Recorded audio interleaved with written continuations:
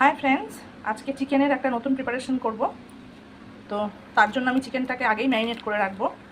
তার জন্য আমার দরকার এখানে ব্ল্যাক পেপার পাউডার।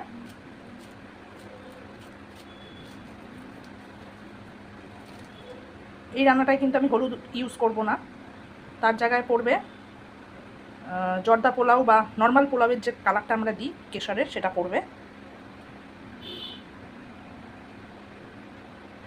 কোনো ভালো কোম্পানি নিয়ে নেবেন, জর্দা পোলাওয়ের যে কালারটা পাওয়া যায়।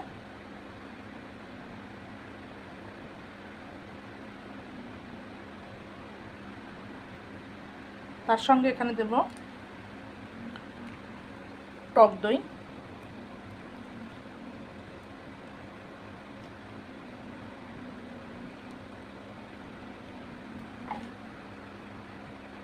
খুব ভালো করে এবার চিকেনটাকে মাখিয়ে নিতে হবে।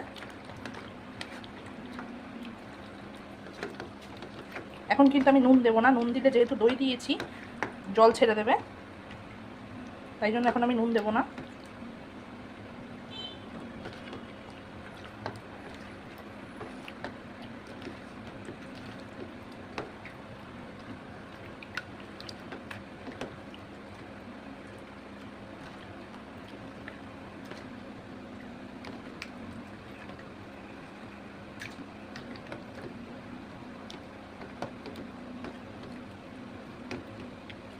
খুব ভালো করে আমি মাখিয়ে নিয়েছি ব্ল্যাক পেপার, টক দই আর জর্দা পোলাওয়ের যে রঙটা নিয়েছিলাম। এইভাবে আধ ঘন্টা 1 ঘন্টা আমি ম্যারিনেট করে রেখে দেবো।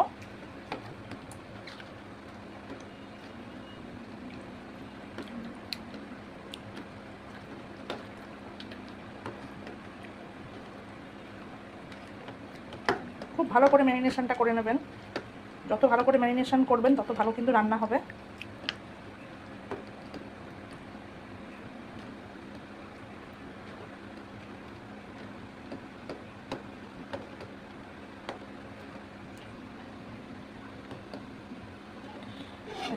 চাপা ঢাকা দিয়ে রেখে দেবো। কড়াইতে সর্ষের তেল দিয়ে দিয়েছি।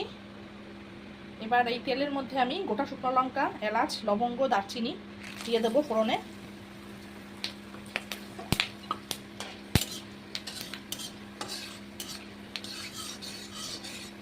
ফোড়নটাকে কিন্তু খুব ভালো করে ভাজতে হবে। যে গরম মশলাটা দিয়েছি তেলে, এটা কিন্তু আঁচ কমিয়ে খুব ভালো করে এটাকে ভাজতে হবে যতক্ষণ না পর্যন্ত খুব সুন্দর গন্ধ বেরোচ্ছে।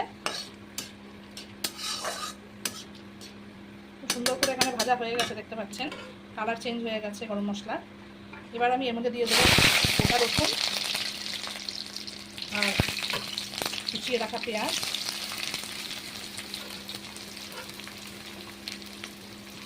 দিয়ে দেবো। এর মধ্যেই এটাকে খুব ভালো করে ভাজতে হবে।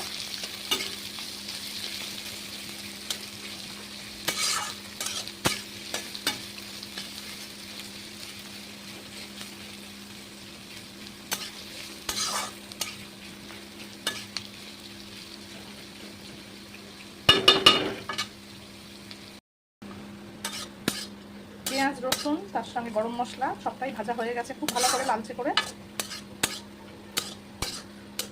এবার আমি এটাকে উঠিয়ে নেব।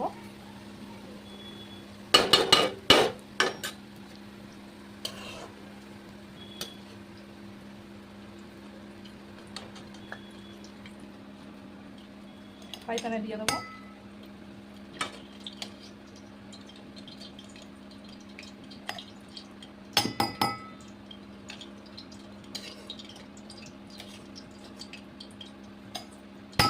এটাকে একটা পেস্ট করে নেব মিক্সিতে।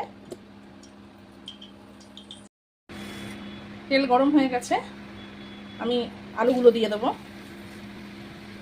যদিও এই রান্নায় কিন্তু আলু পড়ে না, তবুও আমি নিরুপায়, কারণ বাড়িতে একজন রয়েছে যে আলু ছাড়া খাবেই না বলে দিয়েছে, তো তার জন্যই আলুটা দেওয়া। আপনারা কিন্তু রান্নাটা যখন করবেন আলুটাকে কিন্তু স্কিপ করে দেবেন, কারণ অ্যাকচুয়ালি এই রান্নায় আলু পড়ে না।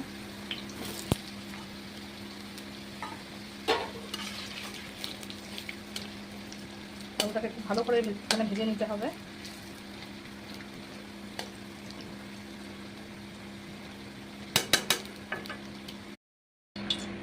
আলু আমি লাল করে ভেজে নিয়েছি, ভেজে তুলে রেখেছি ওই তেলেই আমি অল্প করে পেঁয়াজ কুচি দেবো এবার।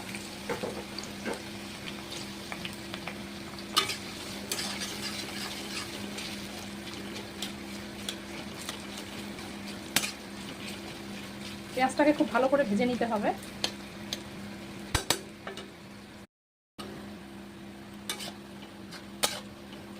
পেঁয়াজটা ভাজা হয়ে গেছে, এর থেকে বেশি আর পেঁয়াজ আমি ভাজবো না।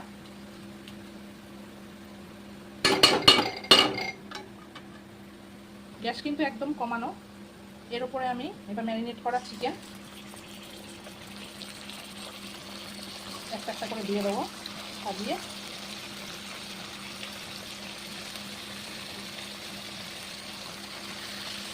এই সময় কিন্তু গ্যাসের আঁচ একদম কমিয়ে রাখবেন, যেহেতু চিকেন দই দিয়ে ম্যারিনেট করা।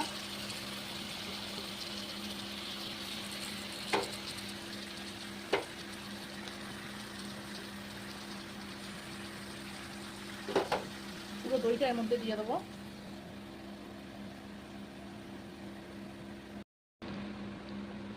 চিকেন যে ম্যারিনেট করেছিলাম ওর দইটা পুরোটা দিয়ে দিয়েছি। এবার ঝালের জন্য দিয়ে দেবো আরও 2টো পাকা লঙ্কা। শুকনো লঙ্কা তো বেটে দিয়েছি।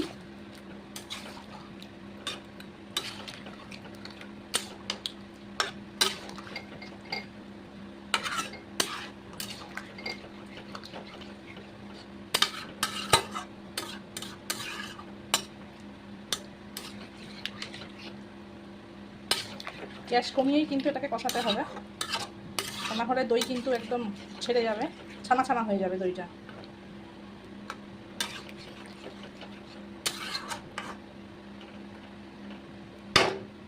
এটাকে কিন্তু আমরা ঢাকা দেবো না, ঢাকা দিলে কিন্তু আরও জল বেরোবে। তো এইভাবেই ওয়েট করতে হবে আর একদম গ্যাস কমিয়ে আস্তে আস্তে করে এটা কষাতে হবে। চিকেন ফুটে উঠেছে, এবার আমি এর মধ্যে দিয়ে দেবো স্বাদ অনুযায়ী নুন। নুনটা কিন্তু আমি আগে অ্যাড করিনি।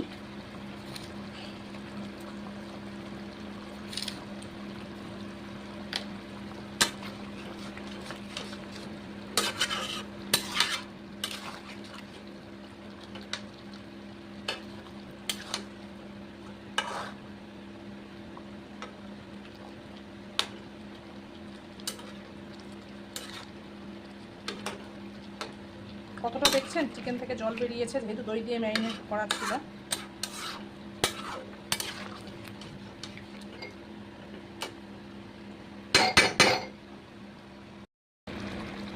এখানে চিকেন ফুটছে আর চিকেনের থেকে যে জলটা বেরিয়েছিল সেটাও কিন্তু বেশ খানিকটা টেনে গেছে। চিকেনটাও খানিকটা সেদ্ধ হয়ে এসছে। এর মধ্যে আমি এবার ভেজে রাখা আলু সেটা দিয়ে দেবো। লাল করে ভেজে নিয়েছিলাম।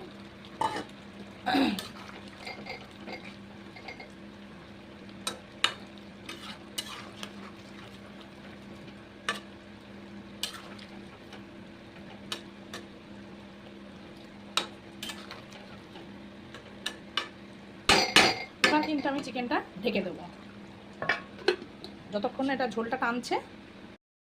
এবার আমি দেখে নেব, চিকেনের ঝোলটা কিন্তু অনেকটাই টেনে গেছে, যে জলটা বেরিয়েছিল। আর চিকেনও সফট হয়ে গেছে একদম।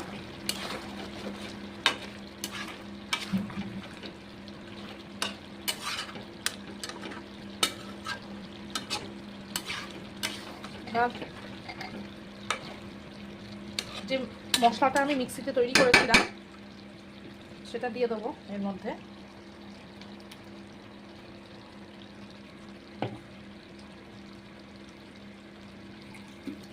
মিক্সি ধুয়ে অল্প একটু জল দিয়ে দেবো, মিক্সির মধ্যে অনেকটা মশলা লেগে রয়েছে।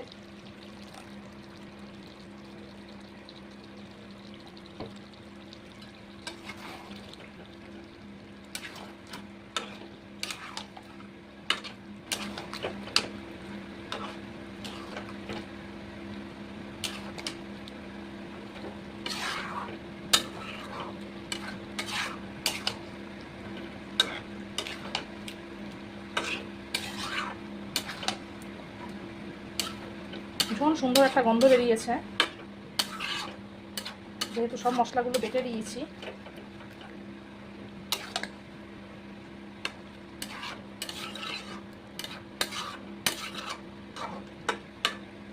খুব ভালো করে মিক্স করে নিয়েছি আমি। এবার ঢেকে দেবো, শুধু তেল ছাড়ার অপেক্ষা। এবার একবার চেক করে নেব। এই দেখুন কিরকম তেল ছেড়ে দিয়েছে একদম।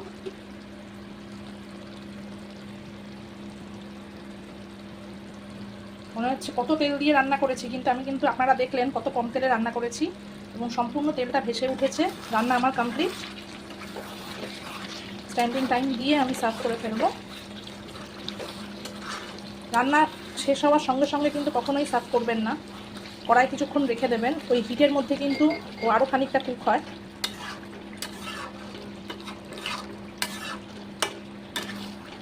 ভীষণ সুন্দর গন্ধ বেরিয়েছে। আমি সার্ভ করে ফেলবো। এবার আমি গ্যাস অফ করে দেবো, আমার চিকেন হয়ে গেছে। আমি এখানে সার্ভ করে ফেলেছি।